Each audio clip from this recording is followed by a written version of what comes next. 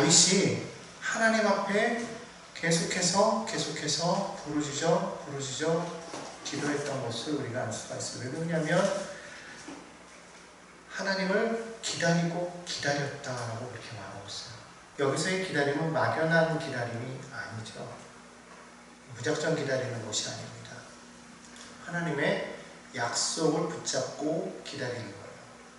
막연한 기다림은 그것은 결코 지혜로운 행동이라고 할 수가 없어요. 어떻게 될지도 모르면서 무작정 기다리는 것은 오히려 그것은 어리석은 행동이라고 말씀드릴 수가 있습니다. 오늘 여기 성경에서는 다윗은 무작정 막연히 어떤 약속도 없이 그냥 기다리는 그런 사람이 아니라 하나님의 약속을 붙잡고 그는 기다렸다는 거예요. 다시 말하면 그의 마음속에는 언제나 하나님의 말씀으로 가득 차 있었다는 것입니다. 오늘 여러분들 이 시간 하나님 앞에 기도하는 여러분들이요, 여러분 안에 하나님의 말씀이 있습니까? 하나님의 약속이 있습니까? 그 약속을 먼저 붙잡고 기도하시기를 바랍니다. 말씀 없이 무작정 기도하는 사람은 어리석은 사람과 똑같아요. 마치 그것은 기도해야 될 대상이 누군지도 모르고 기도해야 될 어떤 목적도 방향도 모르고 그냥 막연하게 기도하는 것이죠. 그것은 의미 없는 그런 소리와 같습니다. 우리가 하나님을 온전히 믿는다면 그 하나님께서 우리에게 행하신 그 말씀을 붙잡고 기도해야 될 것입니다. 막연한 기다림, 막연한 기도는 오히려 우리의 믿음을 피폐하게 만든다는 것이죠.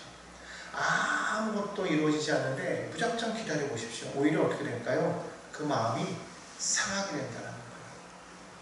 그러나 우리가 오랜 시간이 걸려도 우리 마음이 믿음을 잃지 않고 오히려 더욱더 시간이 지나면 지날수록 우리 믿음이 더욱더 견고해질 수 있는 것은 하나님의 약속의 말씀이 있기 때문인 것입니다. 그렇기 때문에 그 약속의 말씀 붙잡고 기다리고 인내하는 사람은 반드시 좋은 결실을 얻게 될 것이라는 것이죠.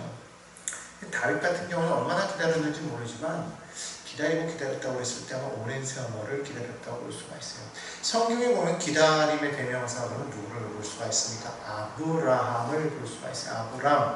아브라함 같은 경우에는 그는 처음에는 하나님의 약속의 말씀을 받았음에도 불구하고 그는 인간적인 마음이 자꾸만 들어왔다는 것이죠. 그래서 어떻게 됩니까?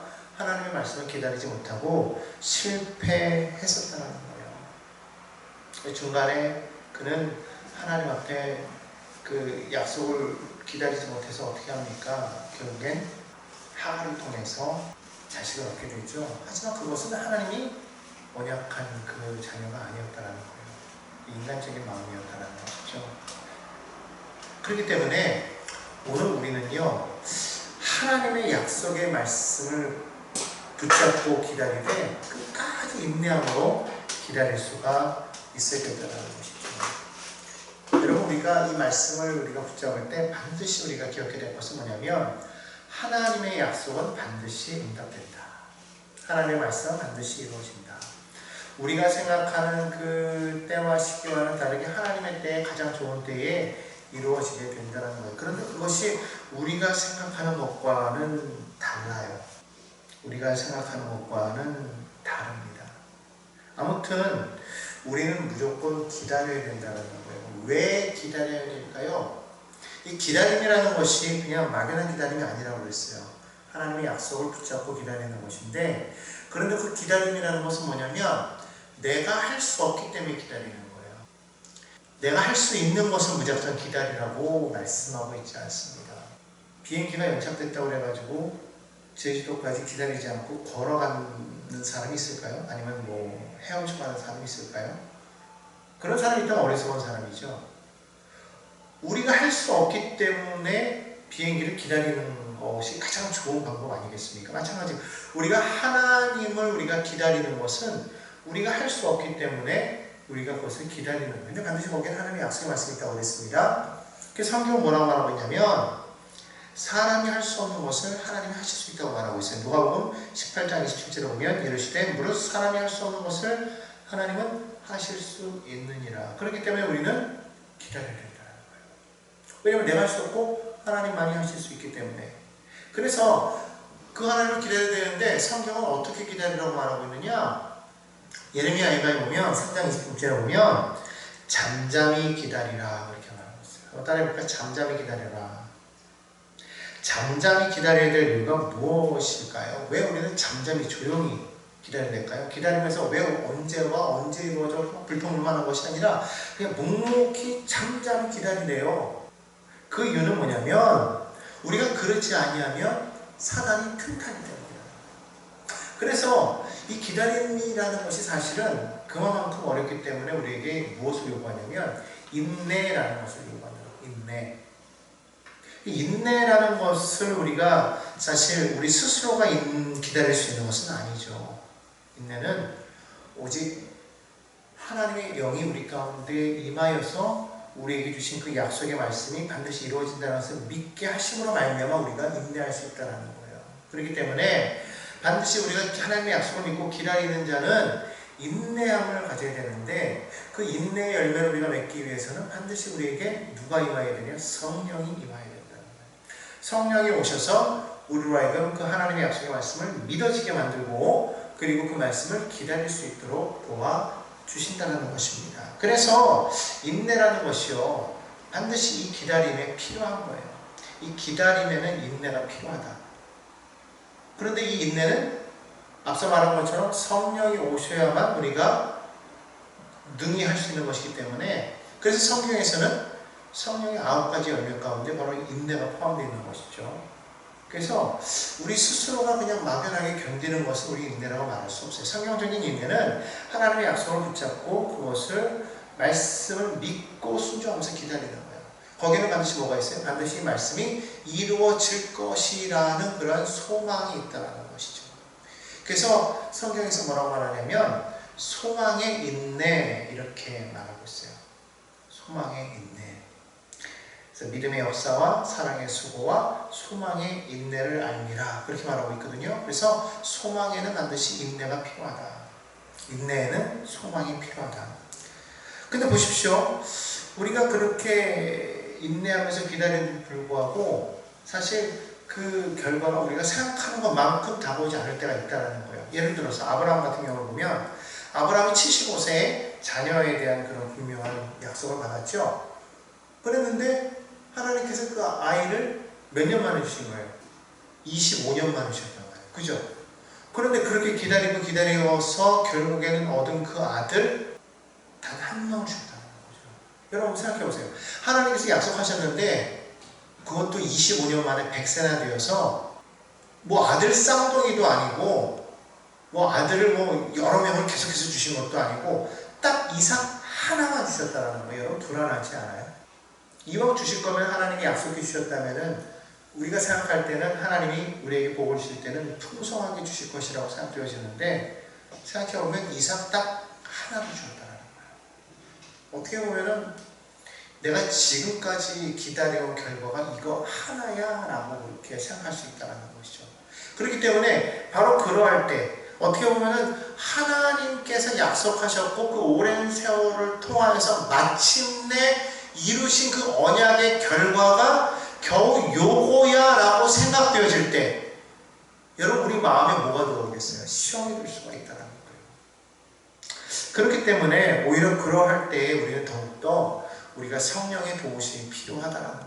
그러니까 막연한 기다림 속에서 오히려 어떠한 것을 얻었을 때 그것이 내 마음에 흡족하지 않을 때 우리는 시험이 되기가 참 쉽다는 것이죠. 우리는 그냥 막연한 기다림이 아니라 하나님께서 이루신 일에 대해서 우리가 기다릴 때 그것을 우리가 뭐라고 얘기되냐면 하나님의 행하신 일은 옳다라고 고백할 수 있는 그러한 믿음이 중요하다는 것입니다. 그래서 우리는 막연하게 기다려서도 안 되고 반드시 약속의 말씀이 있어야 되고 그 약속의 말씀이 우리 가운데 이루어지기 위해서 우리는 끝까지 기다리며 인내해야 되는데 그것에 대한 열매가 우리가 생각한 것과는 달라도 우리는 그것에 대해서 낙심하지 말고 이것이야말로 정말 하나님이 주신 가장 큰 열매요 큰 결실이라는 그런 분명한 믿음의 고백이 있어야 될 줄로 믿습니다. 자, 오늘 성경에서는 하나님께서 우리의 기도의 부르짖음을 들으셨다라고 그렇게 말씀하고 있어요. 하나님은 어떤 하나님이십니까? 들으시는 하나님이시라는 거예요. 그 하나님께서 우리의 상황과 처지를 아실까요? 모르실까요? 아신다라는 거예요. 원래 성경에 보면 다윗이 어떠한 상황이 있어요? 웅덩이와 수렁에 빠져 있음을 그렇게 말씀하고 있어요. 그냥 웅덩이가 아니라 기가 막힌 웅덩이에요.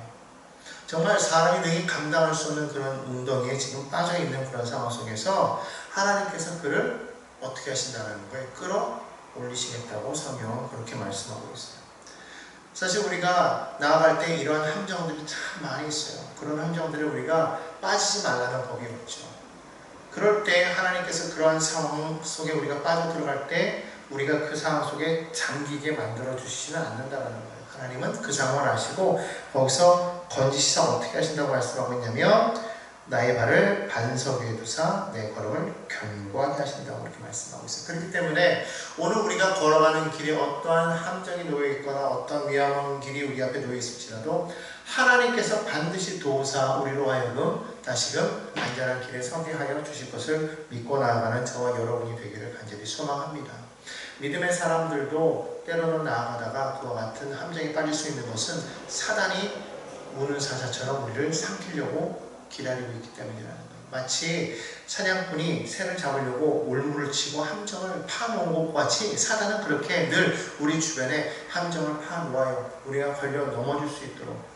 그렇기 때문에 우리가 그것을 능히 이기지 못할 때가 많이 다가온다는 것이죠. 하지만 그럴 때에도 하나님께서는 우리의 모든 형편을 아시고 거기에서 우리를 능히 끄집어내신다는 거예요.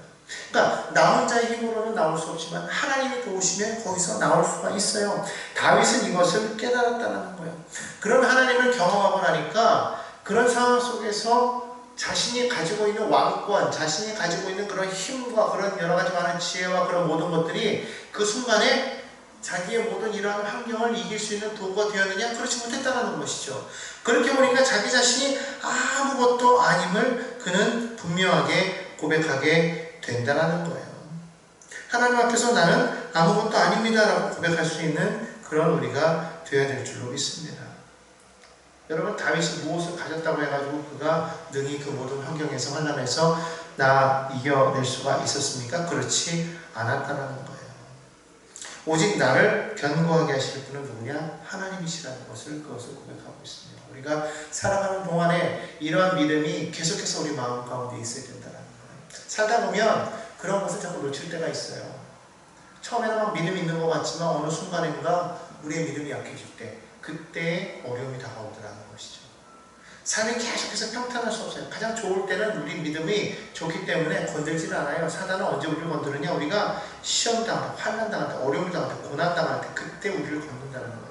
그때 우리 믿음이 가장 말랑말랑해지고 연약해질 그런 때이기 때문입니다. 그럴 때 우리가 정말로 하나님을 신뢰할 수 있겠냐는 것이죠. 나의 환경이 수렁 같고 웅덩이 같은데 하나님이 나의 반석에 들으셔 내가 거기서 단단하게 설 수 있도록 해주시겠다는 거예요. 그것을 우리가 분명하게 믿고 나아갈 때 오늘 3절에서 다윗처럼 그렇게 말할 수가 있습니다. 새 노래골 우리 하나님께 올릴 찬송을 내 입에 두셨으니 하나님께서 내 입에 찬송을 두셨으니 찬송이 내 입에서 계속해서 흥얼거리며 나올 수 있다는 것은 그만큼 나의 삶의 모든 것을 인도해 주시는 하나님을 만났기 때문에 그런다는 거예요. 그렇기 때문에 여러분 삶에서 찬송이 마음속에서 계속해서 울려져 나올 때 그것을 계속해서 부르는 사람은 복된 사람이에요. 왜냐하면 그 하나님이 나와 함께 하시면 지금 내 마음으로 믿기 때문에 내 영이 믿기 때문에 그것이 가능하다는 것이죠. 찬양이 그렇게 쉽게 나오지 않아요. 어려워요. 그런데 그렇게 상황이 어려운 가운데에서도 찬송할 수 있는 사람 그런 사람을 세상이 두려워한다는 거예요. 여러분 바울 사도를 보십시오. 신라와 함께 빌립보 감옥에 갇혔어요. 그들이 갇혔을 때 그들이 갇힌 그 감옥은 우리가 생각하는 그런 감옥과는 완전히 다른 감옥이죠. 그런데 그 감옥 속에서 그들은 어떻게 했습니까? 하나님을 찬양했다는 거예요. 여러분 같으면 그런 환경 속에서 하나님을 찬양할 수 있습니까? 절대 그렇지 못합니다. 할 수 있을 것 같다는 건 지금 우리가 평안한 가운데 있기 때문에 그런 것이고 우리가 정말로 그런 어렵고 두려운 환경 가운데 처하게 되면 여러분 정말 입술에서 정말 하나님께 감사의 찬양이 나올 수가 있을까요? 하나님을 영광하는 그런 찬양이 나올 수가 있을까요? 바울과 실라는 그랬다는 거예요. 그런데 놀라운 것은요, 그런 찬양이 울릴 때 그 주변에 있는 많은 사람들이 그것을 들었다는 것이죠. 그들이 찬양하고 하나님 앞에 감사하는 그 기도의 소리를 들었다는 거예요. 그럴 때 주변에 있는 많은 사람들이 처음에는 저들은 미쳤다라고 생각했을지도 몰라요. 어쩌면 간수도 그렇게 생각했을지도 몰라요. 그런데 그들이 찬양하는 그 순간 감옥문이 열리고 착고가 풀렸어요. 바울과 신라가 같이 그 감옥만 그렇게 된 것이 아니라 아마 그 오간에 있는 모든 사람들의 착고가 풀리고 모든 사람들이 갇혀있던 그 문이 열렸을 거란 말이죠. 그런데 그런 놀라운 역사가 일어났는데도 불구하고 성경을 보면 아무도 감옥을 탈출하지 않았어요. 그런 상황이 오면 기회는 이때다 그러고 도망칠 거 아닙니까? 근데 아무도 그러지 않았다는 건 무슨 말이에요? 바울과 신라가 행하는 그 소리에 그들은, 그리고 그 찬양 소리와 함께 이와 같은 놀라운 역사가 일어났을 때 그들의 마음 가운데 뭐가? 두려움이 생겼다는 거예요. 이 정확하게 말하면 경외심이겠지만, 그러나 그것은 경외심보다는 오히려 더 두려움일 수도 있다는 거죠. 무서운 거예요. 바울과 신라가 찬양한 그 하나님이 너무나도 무서운 거죠. 오늘 여기 다윗도 그러잖아요. 하나님께 올린 찬송을 내 입에 드셨는데 많은 사람이 보고 두려워하여 야훼를 의지한대요. 이 무슨 말인지 이해가 되십니까? 상황이 지금 그러한데 그렇게 찬양을 한단 말이죠. 그런 찬양을 하는데 그때 하나님께서 그를 건지시는 것을 많은 사람들이 보고 놀라고 두려워할 수밖에 없어요. 이해가 되시죠? 그러니까 여러분, 환난 가운데 우리가 하나님을 찬양하면 하나님이 거기서 우리를 건지실 때 세상 많은 사람들이 그것을 바라보며 어떻게 해요? 하나님은 살아계시구나 고백한다는 거예요. 우리가 따로 전도하지 아니하여도 그렇게 우리의 삶에 역사하시는 그 하나님, 그 내 삶의 그런 환경 속에서, 나의 그 환난과 역경 속에서, 가난 속에서, 질병 속에서, 저주 속에서 고통당할 때, 그럴 때 내가 하나님을 찬양하고 감사하며 나아갈 때, 그때 역사하시는 그 하나님의 놀라운 은혜를 통하여서 많은 사람들이 바라보고 하나님은 살아계시구나 두려워하며 하나님을 의지하게 되더라. 자동적으로 전도가 되는 거예요. 그러니까 여러분, 전도가 안 된다 그렇게 생각하지 마시고, 전도할 수 있는 방법은 뭐냐면 하나님을 절대적으로 신뢰하고 삶 속에서 날마다 감사하며 하나님을 찬양하는 저와 여러분 되기를 간절히 소망합니다. 우리가 그렇게 하나님을 찬양하며 나아갈 때 하나님께서 우리의 삶을 그와 같이 놀랍게 만들어주시고, 그래서 많은 사람들이 하나님께로 더욱더 나올 수 있도록 그렇게 해 주실 줄로 믿습니다. 여러분, 하나님이 우리를 위해서 날마다 은혜를 베푸시는 것을 경험해야 되는 거예요. 다윗은요, 하나님께서 삶 가운데 역사하시는 그런 기적을 다 기록하고 있어요. 그것을 셀 수 없을 만큼 많이 경험했다고 말하고 있습니다. 5절 보겠습니다. 야훼 나의 하나님이여, 주께서 행하신 기적이 많고 우리를 향하신 주의 생각도 많아 누구도 주와 견줄 수가 없나이다. 하나님 앞에 얼마나 많은 기적을 체험했으면 이와 같은 이야기를 할까요? 근데 이어서 이렇게 말하죠. 내가 널 위하여 말하고자 하나 너무 많아 그 수를 헤아릴 수 없나이다. 우리 찬송 가운데 그런 찬양 있잖아요. 주가 주신 복을 헤어 보아라, 그런 찬양이 있어요. 주가 주신 복을 세어봐라. 주신 복을 세어보아라. 그 신복을 내가 알리라. 복을 센다라는 건 뭐예요? 복이라는 것이 일회성이라는 게 아닌 거예요. 하나님께서 계속해서 우리에게 복 주시고 복 주시고 복 주신다는 거예요. 그러니까 날마다 하나님의 은혜 가운데 거할 수가 있어요. 어제도 계셨고 오늘도 계시면 이제 곧 오실 주님, 영원토록 동일하신 주님은 어제도 우리에게 복을 주시고 오늘도 우리에게 복을 주시고 내일도 우리에게 복을 주시고 계속해서 은혜와 복을 더하여 주시는 그런 하나님이시기에 날마다 그 은혜를 경험하는 우리가 되어야 될 줄로 믿습니다. 한 가지 은혜도 물론 족하지만 하나님은 날마다 우리에게 새롭게 늘 복을 더하여 주시는 그런 하나님이에요. 그렇기 때문에 오늘 다윗은 그 하나님께 많은 복을 받았어요. 어떤 복을 받았습니까? 기적이 있었다는 거예요. 하나님께서 우리를 향하신 생각이 크다라는 거예요. 우리에게 향하신 여호와의 인자하심이, 우리에게 향하신 여호와의 신실하심이 크고 크다 고백할 수 있는 저와 여러분이 되기를 바랍니다. 여러분 잘 아는 것처럼 조지 밀러 목사님은 일생 동안에 그는 5만 번의 기도의 응답을 받았다고 그렇게 이야기하고 있어요. 어떤 책에는 2만 번의 기도의 응답을 받았다고 그렇게 말하고 있는데, 여러분 2만 번이든 5만 번이든 여러분 그렇게 기도의 응답을 받으려면요, 하루에도 몇 번씩 응답을 받아야 돼요. 여러분 생각해 보십시오. 하루에 3번씩, 아침, 점심, 저녁으로만 3번씩 응답받는다고 해도 1년에 응답받을 수 있는 게 몇 번이에요? 불과 한 1000번 정도, 1100번 정도 될까요? 그 정도라고 칠 수 있단 말이죠. 그러면 10년이 지나야 12,000번 정도, 한 20년을 응답받아야 그거 한 2만 번 정도 응답받을 수 있다는 거예요. 아침, 점심, 저녁으로 이렇게. 근데 5만 번을 응답받으려면요, 지금 50년은 걸려야 되겠죠. 그러니까 이 말은 무슨 말이냐면, 그냥 몇 번의 숫자를 얘기하는 것이 아니라, 조지 밀러 목사님은 기도하는 것마다 다 응답받았다 그렇게 생각하면 돼요. 큰 것만 응답받는 것이 아니에요. 우리가 아는 그런 큰 기적 같은 거, 예를 들어서 보일러가 한겨울에 고장났는데 그 그 보일러를 고치는 가운데 기도했더니 하나님께서 그 기간 동안 날씨를 갑자기 봄날같이 하셔가지고 따뜻하게 하셨더라. 뭐 이런 기적 같은 거. 하루도 뭐 아이들이 막 굶고 있는데 그 아이들에게 줄 음식이 없어서 하나님 앞에 기도했더니 마침 파티장에 가야 될 그 빵이 가지 않아도 되는 그런 일이 생겨서 이 남은 빵을 어떻게 할까 하다가 근처에 있는 이 조지 밀러 목사님 운영하는 고원에 갖다 주자 그래서 그걸 해결했다는 어떤 그런 일들, 뭐 이런 어떤 그런 기적 같은 그런 일들 말고도 자그마한 일들, 예를 들어서 뭐 창고 열쇠가 없어서 그걸 쳤는데 기도했더니 그 창고 열쇠를 찾게 해주셨더라는 그런 작은 것까지 하나님께서 그와 같은 아주 작은 것부터 큰 것까지 모든 기도에 응답하시는 그런 모든 것들이 우리에게는 기적이고 간접거리가 된다는 것이죠.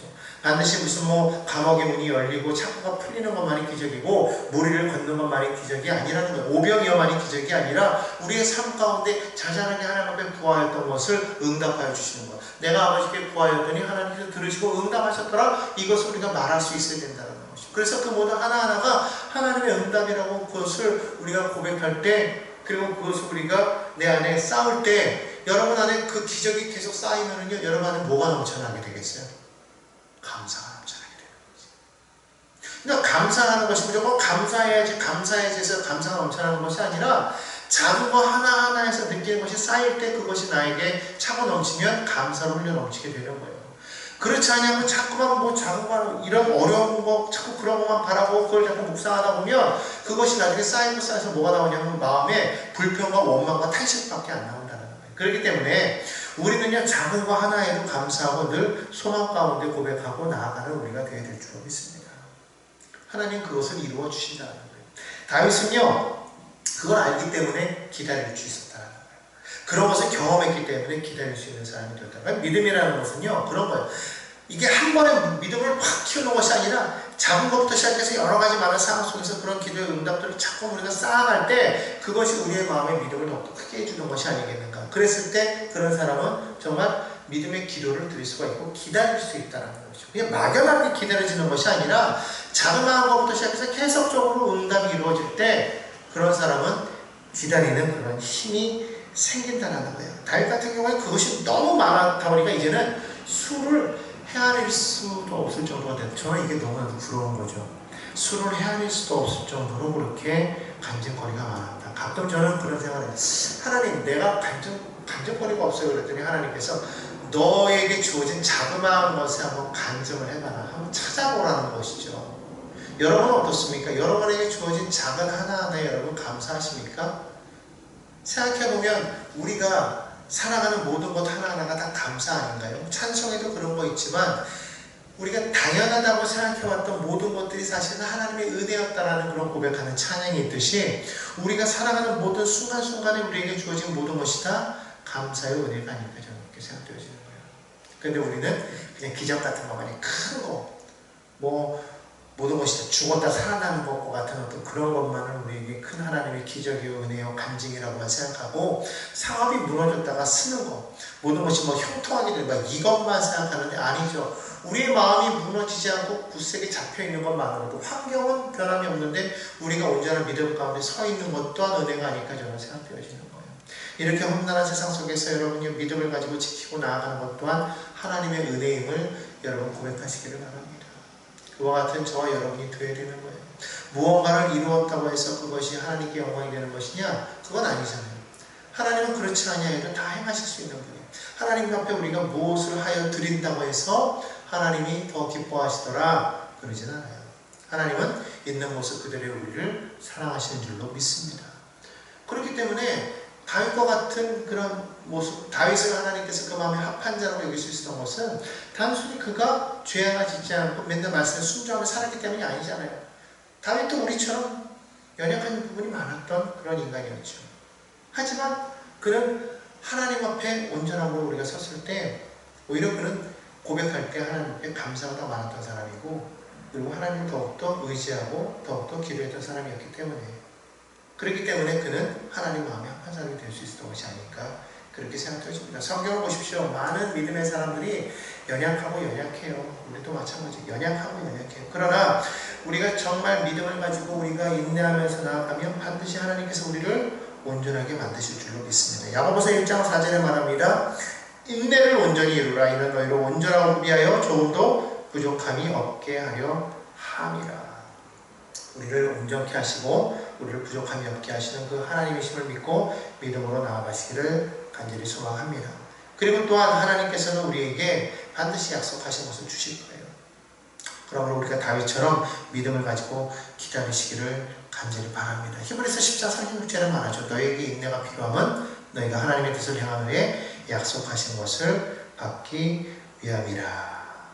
그래서 여러분 우리가 반드시 기억해야 될 것은 뭐냐면 나는 할 수 없지만 하나님은 하실 수 있습니다. 그래서 항상 하나님이 나를 보호하소서 나를 지키소서 그렇게 고백하는 우리가 되어야 됩니다. 여러분 우리가 우리 스스로가 믿음이 있다고 하는 것이 내가 믿음이 있기 때문에 모든 것을 할 수 있다 이렇게 말하는 게 믿음의 사람이 아니에요.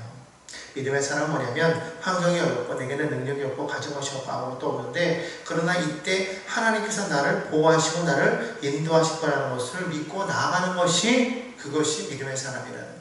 낙심한 일이 생겨요. 그래서 자꾸 마음에 낙심이 다가오지만 그러나 하나님 앞에 나아가서 하나님 내가 이렇게 낙심합니다. 그러나 하나님 나를 도와주실 줄로 믿습니다라고 고백할 수 있는 것이 그게 진짜 믿음의 사람이라는 거예요. 오늘 여기 보면 다윗이 그렇게 말을 하고 있습니다. 11절을 볼까요? 야훼여 주의 긍휼을 내게 거두지 마시고 주의 인자와 진리로 나를 항상 보호하소서. 12절이요 함께 읽을까요? 수많은 재앙이 나를 둘러싸고 나의 죄악이 나를 덮침으로 우러러볼 수도 없으며 죄가 나의 머리털보다 많음으로 내가 낙심하였음이니이다. 여러분 그런 일을 당할 수가 있어요. 다윗도 그랬단 말이에요. 그런데 그때 다윗이 거기서 그냥 자빠졌느냐? 그렇지 않고 13절에 그렇게 말해요. 야훼여 은총을 베푸사 나를 구원하소서. 야훼여 나를 속히 나를 도우소서. 그러면서 뭐라고 말합니까? 내 생명을 찾아 멸하려는 자는 다 수치와 낭패를 당하게 하시며 나의 해를 기뻐하는 자는 다 물러가 욕을 당하게 하시며 나를 향하여 하하하하 하며 조소하는 자들이 자기 수치로 말미암아 놀라게 하소서. 그렇게 고백합니다. 여러분 이것이 다윗의 그런 온전한 신앙입니다. 그는 환경이 형통했기 때문에 그는 위대한 왕이 되었던 것이 아니라 어려움 가운데 처해서도 낙심한 일이 다가와도 주변의 대적들이 자기를 비웃어도 그는 결코 낙심이 다가와서 무너졌지만 그럼에도 거기서 넘어지지 아니하고 다시 성령을 의지하여 그는 하나님 앞에 기도하고 기도하였다는 거예요. 하나님이 나의 보호자라는 것을 그는 믿었다는 것. 그것 때문에 그는 하나님의 놀라운 기적과 은혜를 체험했던 그런 사람이 된 것을 우리가 믿어야 될 줄로 믿습니다.